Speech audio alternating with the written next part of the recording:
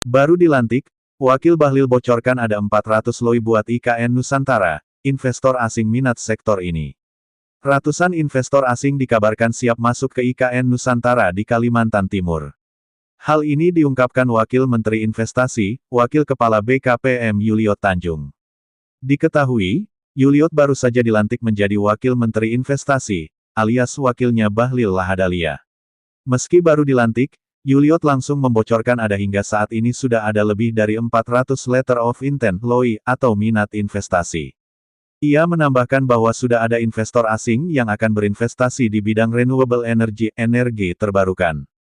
Renewable energy sudah ada investor yang mendaftarkan kegiatan investasinya juga sudah mempersiapkan pelaksanaan kegiatan investasinya, ucap Yuliot di Kompleks Istana Kepresidenan Jakarta, Kamis 18/7. Yuliot mengatakan bahwa investor itu bukan lagi di tahap LOI, akan tetapi tengah berada di tahap pengurusan perizinan. Namun, ia tidak menjelaskan lebih lanjut asal negara investor asing yang dimaksud.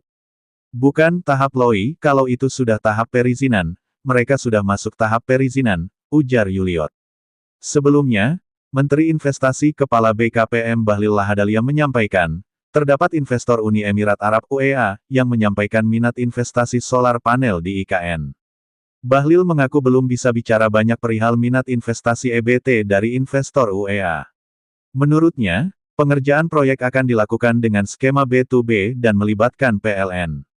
Bahlil juga belum bisa memastikan apakah realisasi investasi dapat dilakukan tahun ini. Ia hanya berharap penandatanganan kontrak proyek dapat dilakukan tahun ini. Nilai investasi kita belum bicara.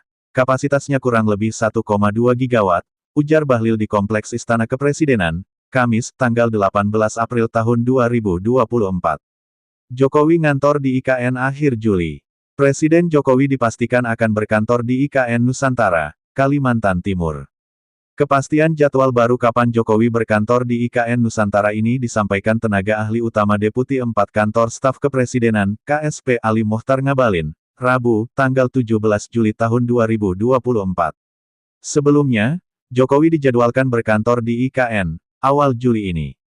Namun, hal itu tak bisa terlaksana karena sejumlah infrastruktur pendukung belum selesai. Akhir Juli, clear bisa berkantor, ujar Ngabalin. Ia menambahkan bahwa tim dari berbagai instansi pemerintah, termasuk KSP, Setnek, PUPR, dan Setkap, telah kembali ke IKN pada tanggal 17 Juli untuk melanjutkan pekerjaan. Ngabalin melaporkan bahwa instalasi dasar seperti air dan listrik sudah terpasang di IKN. Namun, cuaca menjadi tantangan utama dalam proses pembangunan. Ini cuma 6-5 hari belakangan ini kan hujan, sama sekali orang enggak bisa kerja, jelasnya. Presiden Jokowi sendiri telah mengonfirmasi kendala cuaca ini. Dalam pernyataannya di Lanut Halim Perdana Kusuma, Jakarta Timur, Selasa, 16/7, Jokowi menyatakan.